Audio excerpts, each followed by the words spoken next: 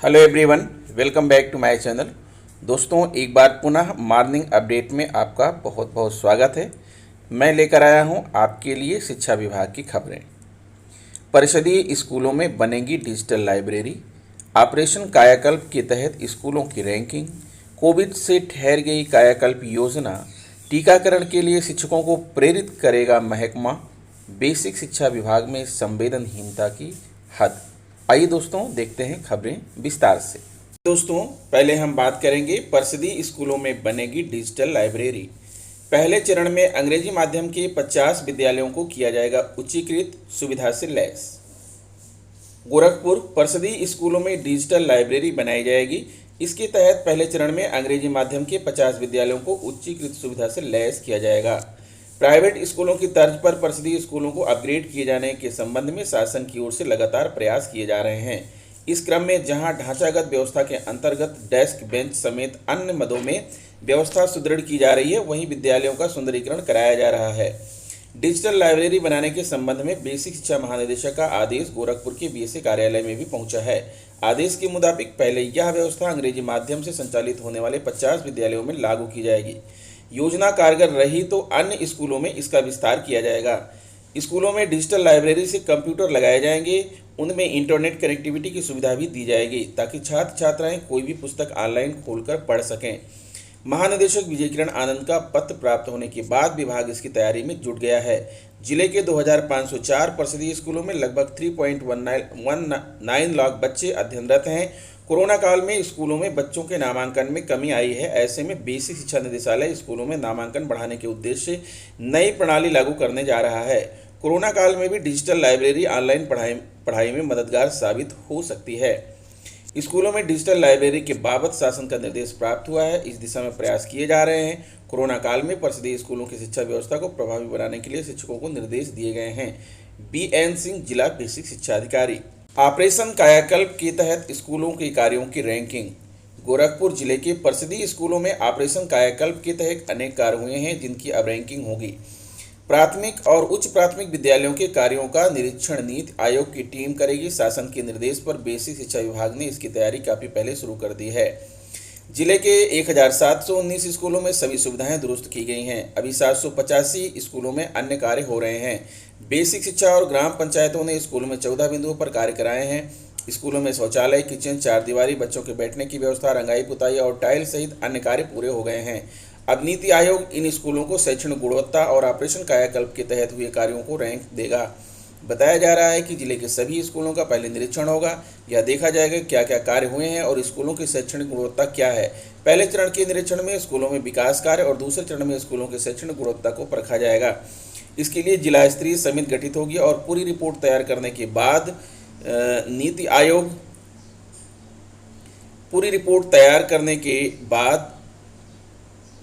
नीति आयोग को भेजी जाएगी। समिति द्वारा भेजी गई रिपोर्ट के आधार पर आयोग के सदस्य स्कूलों का निरीक्षण करेंगे। विभाग के अनुसार स्कूलों में ऑपरेशन कायाकल्प के तहत कार्य लगभग पूरे हो गए हैं। स्कूल खुलने के बाद इस पर तेजी से कार्य शुरू होगा। स्कूलों को मिली धनराशि। ऑपरेशन कायाकल्प के लिए 14वें वित्त आयोग, राज्य वित्त आयोग, ग्राम निधि व अन्य मदों से धनराशि आवंटित की गई है। यह उन्हीं कार्यों में खर्च की जाएगी जिनके लिए स्कूलों को कोई धनराशि आवंटित नहीं हुई है। इसके अलावा समग्र शिक्षा अभियान के अंतर्गत परिषदीय विद्यालयों को मिलने वाले ग्रांट से खराब उपकरण बदलने, स्वच्छता सामग्री, पेंटिंग के अलावा अन्य मरम्मत करा सकते हैं। स्कूलों में प्रस्तावित कार्य एवं लागत का ब्यौरा भी दीवार पर लिखना होगा।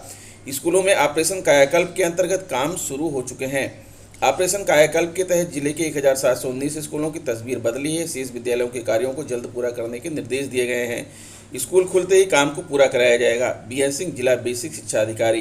टीकाकरण के लिए शिक्षकों को प्रेरित करेगा महकमा। जागरण संवाददाता। बेसिक शिक्षा विभाग शिक्षकों को कोरोना से सुरक्षित करने के लिए उन्हें टीकाकरण के लिए प्रेरित करेगा। कक्षा 1 से 8 तक परिषदीय स्कूलों व कस्तूरबा विद्यालय में कार्यरत 18 वर्ष से अधिक उम्र के शिक्षकों व कर्मियों को BSA व अन्य विभागीय अधिकारी कोविन पोर्टल पर पंजीकरण के लिए प्रेरित करेंगे। साथ ही स्थानीय प्रशासन के सहयोग से उनका टीकाकरण कराना सुनिश्चित करेंगे। जिले के परिषदीय व कस्तूरबा विद्यालयों में लगभग 10,000 शिक्षक कार्यरत हैं, जिनमें 60% से अधिक की उम्र 18 से 45 के बीच है। जिले के 20 कस्तूरबा विद्यालयों में 18 से 45 के बीच की उम्र के 257 शिक्षक कार्यरत हैं। परिषदीय प्राथमिक व उच्च प्राथमिक विद्यालयों में इस उम्र के शिक्षकों की संख्या करीब 6000 है। टीकाकरण को लेकर सचिव बेसिक शिक्षा परिषद का आदेश पहुंचने के बाद विभाग शिक्षकों की सूची तैयार करने में जुट गया है। बीएसए भूपेंद्र नारायण सिंह ने कहा कि कोरोना से बचाव के लिए टीकाकरण जरूरी है। इसी को ध्यान में रखकर शासन ने 18 वर्ष से ऊपर के शिक्षकों को टीकाकरण के लिए प्रेरित करने का निर्देश दिए हैं। विभाग जल्द ही जिले के ऐसे सभी शिक्षकों को प्रेरित कर टीकाकरण कराना सूचित करेगा। इसके लिए खंड शिक्षा अधिकारियों को निर्देशित किया जा रहा है। अपनी पत्नी के साथ आईसीयू में इलाज करवा रहे खंड शिक्षा अधिकारी को 7 माह से नहीं मिला वेतन। बेसिक शिक्षा विभाग में संवेदनहीनता की हद। बेसिक शिक्षा परिषद में खंड शिक्षा अधिकारियों और उच्च अधिकारियों के बीच अंदरूनी कलह पहले ही थमने का नाम नहीं ले रही है। उसके बाद आए दिन कोई न कोई नया मामला निकलकर सामने आ रहा है। अब नए मामले से जहां विद्यालय निरीक्षक संघ आक्रोशित है, वहीं दूसरी ओर खंड शिक्षा अधिकारी जिंदगी और मौत से जूझ रहा है। खंड शिक्षा अधिकारी सुकुमार मौर्य व उनकी पत्नी की कोरोना से हालत खराब है। 7 माह पहले उनका निलंबन कर दिया गया। निलंबन का कारण भी स्पष्ट नहीं है। अब जब बहाली हुई तो अभी तक वेतन नहीं जारी किया गया। मौजूदा समय में बीईओ और उनकी पत्नी कोविड से जूझ रहे हैं और आईसीयू में दोनों ही भर्ती हैं। इस संबंध में जब महानिदेशक से शिकायत की गई तो निदेशक को आदेश समस्या का समाधान करने के लिए दिशा निर्देश जारी किया, लेकिन अभी तक समस्या का हल नहीं निकला। विभाग की ओर से संवेदनहीनता की हद हो चुकी है। जांच के नाम पर बीईओ को पहले उलझाया जाता है, फिर सस्पेंड किया जाता है, उसके बाद बहाली पर भी वेतन नहीं दिया जा रहा है। मौजूदा समय में बीईओ शिवकुमार मौर्य और उनकी पत्नी कोरोना पॉजिटिव हैं। आईसीयू में इलाज चल रहा है और 7 माह से वेतन नहीं मिला है। उच्च अधिकारियों को इस पर सोचना चाहिए। प्रमेंद्र शुक्ला, विद्यालय निरीक्षक, बीईओ संघ। जांच के नाम पर प्रताड़ित किए जा रहे बीईओ। विद्यालय निरीक्षक बीईओ संघ का आरोप है कि उल्टी सीधी जांच के नाम पर बीईओ आए दिन प्रताड़ित किए जा रहे हैं।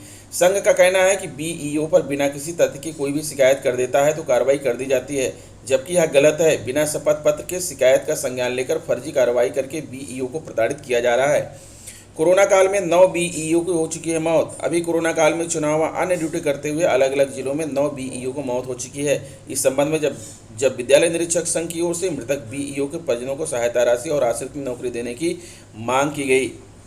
बीते कुछ समय में इस तरह होती रही कार्रवाई। 20 नवंबर को पीलीभीत के तत्कालीन बीईओ को धोखेलाल राणा को निलंबित कर दिया गया। 10 अगस्त को हरदोई में घूस लेने के आरोप में बीईओ सूची गुप्ता को निलंबित किया गया। 6 जनवरी को गोंडा में बीईओ ओम प्रकाश पाल को निलंबित किया गया। प्रतापगढ़ में तैनात रहे बीईओ सुशील कनौजिया को पैसे लेने के आरोप में निलंबित किया गया। सीतापुर में सुशील कनौजिया को 1 साल पहले सस्पेंड किया गया। अभी तक नहीं हुई बहाली। कोविड से ठहर गई कायाकल्प योजना से 1000 स्कूलों में बदलाव का दावा। अधिकांश की नहीं बदली सूरत। ऑपरेशन कायाकल्प के तहत विद्यालयों को बुनियादी सुविधाओं से लैस करना है। विद्यालयों में शैक्षिक गतिविधियों व अन्य कार्यों पर बड़ी धनराशि खर्च की जा रही है। इसके बावजूद विद्यालयों की सूरत नहीं बदली है। कायाकल्प के नाम पर परिषदीय स्कूलों में बड़ी धनराशि खर्च की जा रही है, पर धरातल पर यह नजर नहीं आ रहा है। क्षेत्र के कई स्कूल आज भी सुविधाविहीन हैं। फर्श टूटी है। विद्यालयों के परिसर चारदीवारी क्षतिग्रस्त हो गए। यह सब जिम्मेदारों की जानकारी में है, मगर वह कुछ नहीं कर रहे हैं। जिले में करीब 2702 परिषदीय विद्यालय हैं, जिनमें 1737 प्राथमिक व 484 उच्च प्राथमिक व 481 कंपोजिट विद्यालय शामिल हैं।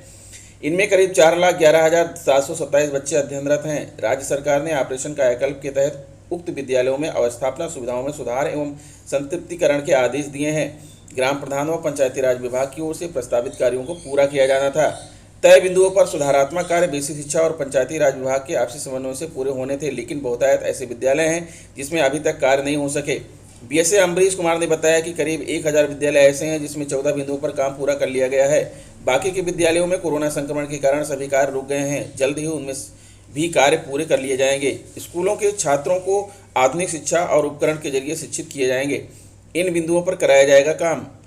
कायाकल्प योजना के तहत विद्यालयों के तय मानकों के अनुसार ब्लैक बोर्ड, छात्र संख्या के अनुरूप शौचालय और मूत्रालय का निर्माण, स्वच्छ पेयजल और मल्टीपल हैंड वॉशिंग सिस्टम, जल निकासी की सुविधा उपलब्ध करानी थी। साथ ही विद्यालय की दीवार, छत की मरम्मत, कमरों के फर्श पर टाइल्स, विद्युतीकरण कार्य, किचन सेट का जीर्णोद्धारण, फर्नीचर, चारदीवारी और गेट, इंटरलॉकिंग टाइल्स और अतिरिक्त कक्षा कक्ष का निर्माण, दीवारों पर पेंटिंग, अन्य कार्य स्थानीय आवश्यकता अनुसार कराए जाने हैं। विद्यालय पर लगेगा कार्यों का बोर्ड। आजमगढ़ ऑपरेशन कायाकल्प योजना के तहत परिषदीय विद्यालयों में प्रस्तावित कार्य और उन पर होने वाले खर्च का ब्यौरा ग्राम प्रधान को विद्यालय में बोर्ड पर लिखकर देना होगा। इससे आम आदमी भी जान सके कि ग्राम पंचायत विद्यालय में किस मद से कितनी राशि किस पर खर्च की जा रही है। तो ये रहा दोस्तों आज का जो है मॉर्निंग अपडेट शिक्षा विभाग की। मिलता हूँ आपसे नेक्स्ट वीडियो में। नमस्कार।